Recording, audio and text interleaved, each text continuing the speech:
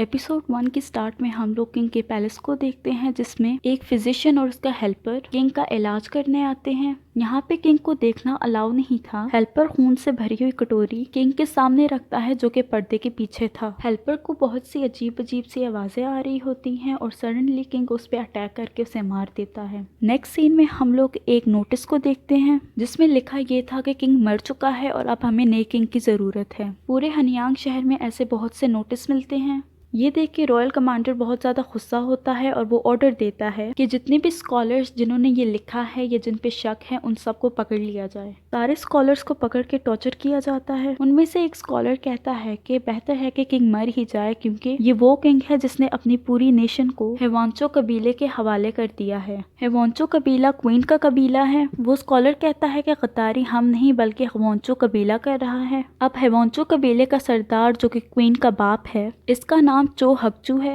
हकचू गद्दारी का इल्जाम क्राउन प्रिंस पे लगाता है। नेक्स्ट सीन में हम लोग क्राउन प्रिंस को देखते हैं, जिसका नाम है ली चैंग। यही हमारे ड्रामे का मेन लीड है। हम लोग प्रेग्नेंट क्वीन को देखते हैं, जो कि किंग की सेकंड वाइफ है। ली चैंग क्वीन से रिक्वेस्ट करता है कि उसे किंग से मिलने दिया जाए। क्वीन उसे साफ साफ मना कर देती है और कहती है कि किंग स्मॉल पॉक्स से बीमार है और उसे आराम करने की जरूरत है। एनीवे ली चैंग डिसाइड करता है कि वो खुद किंग के पैलेस जाएगा और किंग से मिलेगा। अब क्वीन के ऑर्डर पे क्राउन प्रिंस यानी ली चैंग को किंग के पैलेस में भी जाने की इजाजत नहीं होती। ये सुन के ली चैंग को बहुत गुस्सा आता है और वो कहता है कि तुम लोग किसको सर्व करते हो, किंग को या हेवांचो कबीले को। ली चैंग डिसाइड करता है कि वो खुद पता लगाएगा कि किंग को कौन सी बीमारी है। अब ली चैंग अपने पर्सनल गार्ड को बुलाता है, जिसका नाम है मू योंग। ली चैंग मू योंग को कहता है कि तुम्हें किंग के पैलेस में जाना होगा और वहां से पेशेंट जनरल चुराना होगा, जिसमें किंग की हेल्थ के बारे में सब कुछ लिखा है। मू योंग किसी तरह उस पेशेंट जनरल को चुरा लाता है। पेशेंट जनरल में बहुत कम इंफॉर्मेशन किंग की डिसीज के बारे में लिखी होती है, जिससे ये पता नहीं लगाया जा सकता कि किंग को कौन सी बीमारी है। पेशेंट जनरल में फिजिशियन ली का नाम लिखा होता है और ये वही फिजिशियन ली है जिसे हम लोगों ने एपिसोड 1 की स्टार्ट में देखा था। ली चैंग कहता है कि वो फिजिशियन ली से मिलेगा और पता लगाएगा कि किंग को कौन सी बीमारी है, जिसके लिए उन्हें भेस बदल के पैलेस से बाहर जाना होगा। नेक्स्ट सीन में हम लोग दोंगनाई शहर में फिजिशियन ली के क्लिनिक को देखते हैं, जिसमें फिजिशियन सोबी सब मरीजों का ख्याल रख रही होती है। इस क्लिनिक में मरीजों के खाने के लिए कुछ नहीं होता। थोड़ी देर बाद फिजिशियन ली आते हैं। फिजिशियन ली साथ में उसी हेल्पर की लाश लेके आते हैं, जिसकी हालत बहुत बुरी थी। दूसरी तरफ स्टेट काउंसलर्स उसी गद्दारी वाले नोटिस को डिस्कस कर रहे होते हैं। हकजू कहता है कि एक सीक्रेट लेटर मिला है जो कि क्राउन प्रिंस की तरफ से था और उसी ने ही गद्दारी के नोटिस स्कॉलर से लिखवाए हैं। हकजू ऑर्डर देता है कि क्राउन प्रिंस को पकड़कर रॉयल इन्वेस्टिगेशन ब्यूरो में पेश किया जाए। वो आर्मी को ऑर्डर देता है। हकजू का बेटा भी जाता है क्राउन प्रिंस को पकड़ने, जो कि रॉयल आर्मी कमांडर है। पैलेस में क्राउन प्रिंस नहीं मिलता। जैसा कि हमें पता है कि ली चैंग सीक्रेटली पैलेस से बाहर गया है फिजिशियन ली को ढूंढने। दूसरी तरफ हम लोग ली चैंग को देखते हैं, जो कि हनियांग शहर से दोंगनाई शहर की तरफ जा रहे होते हैं, जहाँ पे फिजिशियन ली का क्लिनिक है। ली चैंग मू योंग से कहता है कि अगर मैं हनियांग शहर में रहा तो ये लोग मुझे मार डालेंगे। मू योंग कहता है कि गद्दारी के इल्जाम की वजह से। ली चैंग मू योंग से कहता है कि उसी ने ही गद्दारी के नोटिस स्कॉलर से लिखवाए थे। यहाँ पे हमें ये भी पता चलता है कि ली चैंग किंग की नाजायज औलाद है और अगर क्वीन ने किसी प्रिंस को जन्म दिया तो किंग की जायज औलाद किंग बनेगी। एनीवे वो लोग दोंगनाई शहर की तरफ जाते हैं। दूसरी तरफ आर्मी को भी ये पता चल जाता है कि ली चैंग दोंगनाई शहर की तरफ गया है फिजिशियन ली से मिलने। हकजू अपने बेटे को ऑर्डर देता है कि क्राउन प्रिंस के दोंगनाई पहुंचने से पहले उसे पकड़ के यहाँ लाया जाए। उसे किंग की हालत के बारे में कुछ पता नहीं चलना चाहिए। अगर तुम्हें उसे जान से भी मारना पड़े तो मार देना। नेक्स्ट सीन में हम लोग सोबी को देखते हैं, जो कि इलाज के लिए जड़ी बूटियां चुन के क्लिनिक वापस आती है। देखती है कि सारे मरीज वहां खाना खा रहे होते हैं। किचन में जाती है जहां उसे योंगसन मिलता है। अब योंगसन वहां का ही एक मरीज था जो अपना इलाज करवाने उस क्लिनिक में आया था। योंगसन सबको खाना दे रहा होता है और सोबी कहती है कि तुम खाना कहाँ से लेके आए हो। योंगसन झूठ बोलता है कि उसने एक हिरन का शिकार किया है। सोबी कहती है कि क्या तुमने गवर्नमेंट की परमिशन ली है। वो कहता है कि गवर्नमेंट को हमारी क्या फिक्र, यहाँ लोग भूख की वजह से मर रहे हैं। थोड़ी देर बाद जब सोबी एक आदमी को सूप डाल के दे रही होती है तो उसमें कटी हुई उंगली मिलती है। जिससे ये बात तो क्लियर होगी कि ये किसी हिरन का सूप नहीं था बल्कि इंसान का सूप था, और वो इंसान और कोई नहीं बल्कि उसी हेल्पर का सूप बना दिया था जिसे फिजिशियन ली लेके आए थे। रात हो जाती है और हम लोग देखते हैं कि सारे पेशेंट की हालत बहुत ख़राब हो जाती है। एक नर्स उनका ख्याल रख रही होती है। ये सारे मरीज ज़ोंबी बन जाते हैं और उसी नर्स को खाने लगते हैं। एक तरफ फिजिशियन ली अपने कमरे में बंद बैठे होते हैं, दूसरी तरफ सोबी और योंगसन एक दूसरे से बहस कर रहे होते हैं। सोबी योंगसन से कहती है कि तुम एक इंसान को दूसरे इंसान को कैसे खिला सकते हो। इसी दौरान उन्हें कमरे से बाहर अजीब अजीब सी आवाज़ें आ रही होती हैं और इसी दौरान ये लोग नर्स की आवाज़ को सुनते हैं। अब यहाँ पे एपिसोड 1 ख़त्म हो जाती है। इस सब से हमें ये बात तो क्लियर हो गई कि किंग को और कोई बीमारी नहीं बल्कि वो ज़ोंबी बन गया था। और किंग किस तरह ज़ोंबी बना ये तो हमें बाद में पता चलेगा। किंग ने जब उस हेल्पर को काटा तो वो हेल्पर ज़ोंबी वायरस से इन्फेक्टेड हो गया और जब योंगसन ने उसका सूप बना के सबको पिला दिया और जिसने वो सूप पिया वो सारे इन्फेक्टेड हो गए।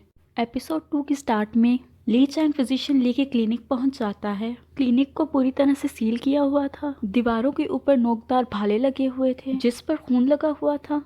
मिस्टर मू दरवाज़ा खोलने की कोशिश करते हैं लेकिन दरवाज़ा अंदर से बंद था। मिस्टर मू दीवार फैलांग के क्लिनिक के अंदर जाते हैं और दरवाज़ा खोलते हैं। क्लिनिक में हर जगह ट्रैप्स लगाए हुए थे और हर जगह खून था। ली चैंग फिजिशियन ली को ढूंढने जाता है। क्लिनिक का फ्लोर टूटता है और ली चैंग नीचे गिरता है। बिल्डिंग के डेक में वहाँ पे उन्हें बहुत सारी डेड बॉडीज मिलती हैं। मजिस्ट्रेट ऑफिस से गार्ड बुलाए जाते हैं जो कि उन डेड बॉडीज को निकाल के दोंगनाई शहर से हनयांग शहर ले जाते हैं इन्वेस्टिगेशन करने। उन सारी डेड बॉडीज में फिजिशियन ली की डेड बॉडी नहीं होती, जिससे ली चैंग को होप मिलती है कि शायद वो जिंदा हैं। नेक्स्ट सीन में हम लोग हनयांग शहर में मजिस्ट्रेट ऑफिस को देखते हैं, जहाँ पे हम लोग मजिस्ट्रेट ब्योंगपाल को देखते हैं जो हिमोंचो कबीले से है। हकजू इसका अंकल लगता है और आज ऑफिस में इसका पहला दिन है। एनीवे सारी की सारी डेड बॉडीज मजिस्ट्रेट ऑफिस पहुंच जाती हैं। मजिस्ट्रेट ऑफिसर गार्ड से पूछता है कि ये सब किसने किया, आखिर कसूरवार कौन है। गार्ड कहता है कि हमें एक आदमी पे शक है जिसका नाम है योंगसन, जो उस क्लिनिक में अपना इलाज करवाने आया था, जो कि पिछले कुछ दिनों से बैम्बू पोल से इकट्ठा कर रहा है। सारे गार्ड योंगसन को ढूंढने लग जाते हैं। दूसरी तरफ ली चैंग फिर फिजिशियन ली को ढूंढने जाता है। नेक्स्ट सीन में हम लोग रॉयल आर्मी को देखते हैं जो कि ली चैंग को ढूंढ रहे होते हैं। अब हम ली चैंग को देखते हैं जो कि दोंगनाई शहर में एक आदमी से मिलता है। ये आदमी इलाज के लिए जड़ी बूटियां फिजिशियन ली के क्लिनिक में सप्लाई करता था। ली चैंग उससे फिजिशियन ली के बारे में पूछता है लेकिन वो उसे नहीं बताता। मिस्टर मू उसे थोड़े पैसे देते हैं और वो मान जाता है। वो बताता है कि फिजिशियन सोबी कल उससे मिलने आई थी। वो किसी रिजरेक्शन प्लांट के बारे में पूछ रही थी जो कि मरे हुए लोगों को जिंदा कर देता है। वो मुयोंग को कहता है शायद वो फ्रोजन वैली गई है जहाँ पे वो रिजरेक्शन प्लांट उगता है। अब ली चैंग और मिस्टर मू दोनों फ्रोजन वैली जाते हैं। वहाँ वो लोग फिजिशियन सोबी से मिलते हैं। वो उससे फिजिशियन ली के बारे में पूछते हैं। सोबी कहती है कि क्लिनिक में जो कुछ भी हुआ ये सारी की सारी गलती रिजरेक्शन प्लांट की है। मिस्टर मू कहते हैं कि तुम इस बारे में फिक्र ना करो, हम लोगों ने डेड बॉडीज को मजिस्ट्रेट ऑफिस भेज दिया है इन्वेस्टिगेशन के लिए। वो लोग पता लगा लेंगे कि कौन कसूरवार है। सोबी उनसे कहती है कि वो लोग मरे नहीं बल्कि जिंदा हैं, जल्द ही वो जाग जाएंगे। मिस्टर मू इन सारी बातों को सीरियस नहीं लेते और कहते हैं कि एक मरा हुआ इंसान कैसे जाग सकता है। फिजिशियन सोबी कहती है कि मेरे मास्टर यानी फिजिशियन ली ने हनयांग शहर में किसी मरे हुए आदमी को जिंदा किया था रिजरेक्शन प्लांट की मदद से। अब यहाँ पे एज अ व्यूवर हमें पता है फिजिशियन ली ने उस प्लांट की मदद से किसी और को नहीं बल्कि किंग को दोबारा जिंदा किया था जो कि अब ज़ोंबी बन गया है। फिजिशियन सोबी बताती है कि क्लिनिक में एक बुक है जिसमें फिजिशियन ली ने लिखा है कि अगर हम लोग रिजरेक्शन प्लांट को फाइंड करते हैं तो हम लोग इस डिसीज का क्योर फाइंड कर सकते हैं। ली चैंग उसकी सारी बातों पे बिलीव करता है। ली चैंग डिसाइड करता है कि सबसे पहले ये लोग क्लिनिक जाएंगे, वहां से वो बुक लेंगे और फिर ये लोग मजिस्ट्रेट ऑफिस जाएंगे। दूसरी तरफ योंगसन क्लिनिक पहुंचता है। वहाँ पे डेड बॉडीज नहीं होती। वहाँ के गार्ड से पूछ के वो मजिस्ट्रेट ऑफिस पहुंचता है। वो कहता है कि मैं योंगसन हूँ जिसे तुम लोग ढूंढ रहे हो। वो सबको कहता है कि फौरन जगह खाली करो, ये लोग मरे नहीं हुए, जल्दी ये लोग जाग जाएंगे। कोई भी उसकी बात पे बिलीव नहीं करता। आखिर वो डेड बॉडीज को जलाने की कोशिश करता है लेकिन उसे अरेस्ट कर लेते हैं। दूसरी तरफ ली चैंग क्लिनिक पहुंचता है फिजिशियन ली की बुक लेने, जहाँ पे फिजिशियन ली के कमरे में रॉयल आर्मी कमांडर जो कि हकजू का बेटा है उसी बुक को हाथ में के खड़ा होता है। वो ली चैंग को अरेस्ट वारंट दिखा के अरेस्ट करने की कोशिश करता है और वहाँ पे उन दोनों के दरमियान जबरदस्त फाइट होती है। फाइट के दौरान एक ताबूत में से आवाज आने लगती है। गार्ड वो ताबूत खोलते हैं जिसमें से एक ज़ोंबी निकलता है, उन पे अटैक करता है। ये कोई और नहीं बल्कि फिजिशियन ली थे जो ज़ोंबी बन गए हैं। उनमें से एक गार्ड को वो काट लेता है और वो भी ज़ोंबी बन जाता है। हकजू का बेटा उस ज़ोंबी गार्ड को मार देता है। अब फिजिशियन ली का ज़ोंबी हकजू के बेटे को काट लेता है। इस सब के दौरान ली चैंग बहुत हैरान था। ली चैंग फिजिशियन ली के सर पे हिट करके उसे मार देता है। दूसरी तरफ एक गार्ड जो जिंदा बच गया था ली चैंग को उसी कमरे में बंद करके भाग जाता है। अब हकजू का बेटा भी ज़ॉम्बी बन गया था जो ली चैंग की तरफ बढ़ने लगता है।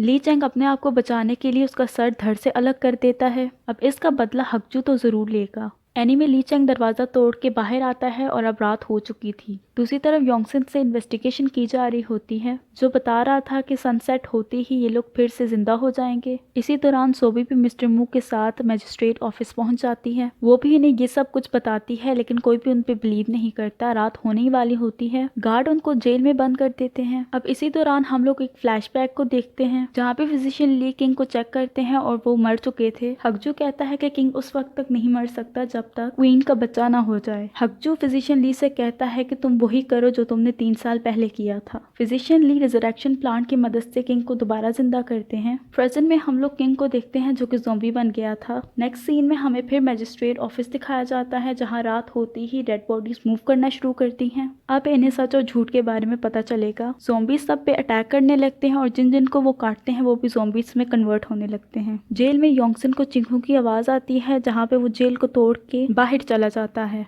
एपिसोड 2 यहीं एंड होती है।